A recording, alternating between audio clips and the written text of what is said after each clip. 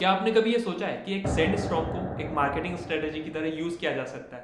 नहीं, मैं नहीं मानता। बट हाँ, केएफसी ऐसा कर चुकी है। एक बार जब सहारा डेजर्ट में स्टॉर्म आया था तो उस चीज को केएफसी ने as a marketing strategy use किया था। बात है यूरोप की, जहां पर एक डस्ट स्टॉर्म आया था और उस स्टॉर्म के कारण सभी जगह यूरोप में धूल जमा हो गई थी। तो केएफसी ने कैंपेन लॉन्च किया कि जो लोग भी कार पर जमे हुए धूल में उनके कंपनी का यानी केएफसी का लोगो बनाएगा और उसे सोशल मीडिया पर शेयर करेगा, उसे केएफसी अपनी तरफ से फ्री बिवरेजेस देगी। और फिर किस बात की देरी थी, लोगों ने बढ़ चढ़कर इस चीज में हिस्सा लिया और ये कैंपेन धड़ाधड़ बहुत ज़्यादा वायरल हो गया। और केएफसी की ये मार्केटिंग स्ट्रेटेजी इतनी ज़्यादा सक्सेसफुल रही कि उन्हें बिना कोई पैसे खर्च किए इतना बड़ा कैंपेन मिल गया और उनकी सेल्स भी बहुत ज़्यादा इंक्रीज हो गई। क्या बात है सर, क्या बात है सर, क्या बात, ये बात है।